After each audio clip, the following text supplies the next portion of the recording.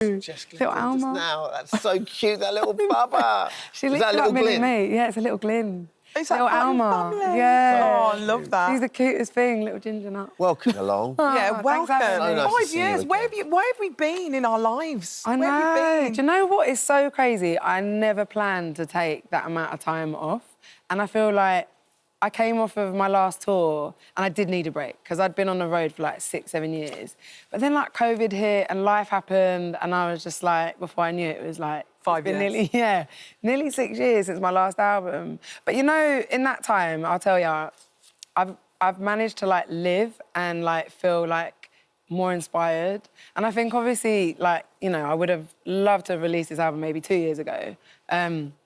But I think for me, it's like, actually, this album's allowed me to fall back in love with music. Sure. Like, going back and listening to records that, like, inspired me to do what I do. Yeah. And I think it's so, like, easy in the world that we're living in, with everything so quick and released and so many things out there, to, like, feel really grounded and inspired.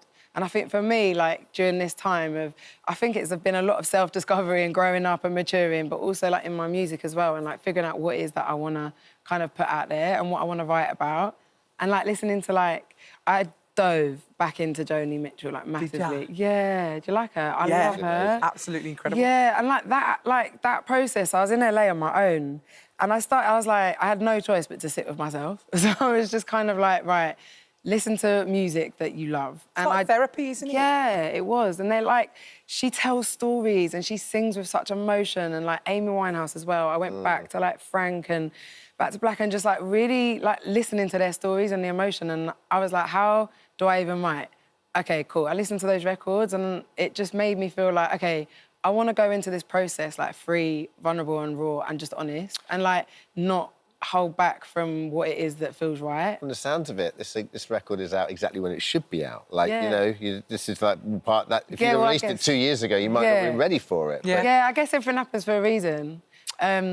Yeah, I think that, you know, because I do feel like I'm in a place of, like, a bit more stability in my life. When I read my notes, I was like, wow, she got to LA. And LA is a really interesting town. You know, I've worked there a little bit. And if you're on your own there, loneliness can just eat you up. But you used it as an inspiring...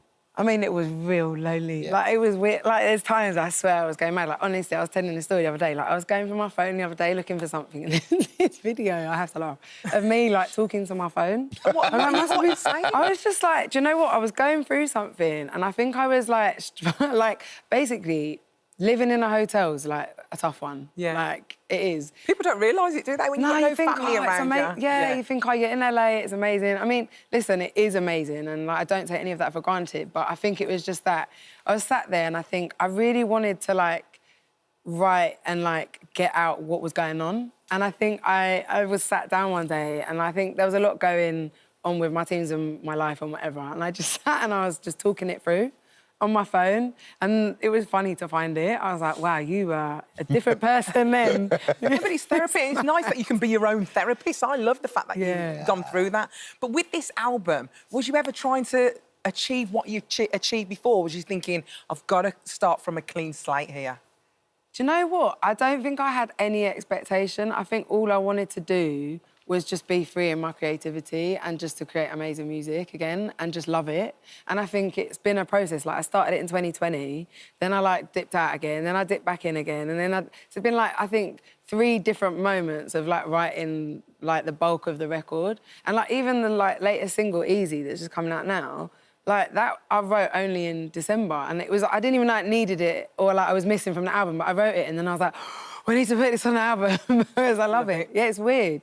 But it's been a proper process. But I've really, like, enjoyed it. And actually, this week I've just been like, oh, wow, I love music again. Like, That's so nice. Yeah, I think that's an amazing feeling. So you bet you can't wait to get out and play now, can you? Yeah, no, so I did this gig. Like, I did this really intimate kind of live rendition of the album the other day. Oh, man, like, I loved it. Like, it was me, like, full band, horns, everything, and we created this space. It felt like a living room, and it was just super cosy in this huge, like, industrial warehouse, and invited, like, all my friends and my family and some, like, special fans down, and we just had a moment where I, like, got to just sing and breathe and live the album, and it was, honestly, it was so magical. Do you prefer something like that or something like Glastonbury more, or is it both the same?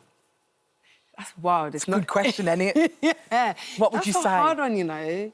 That's really hard because.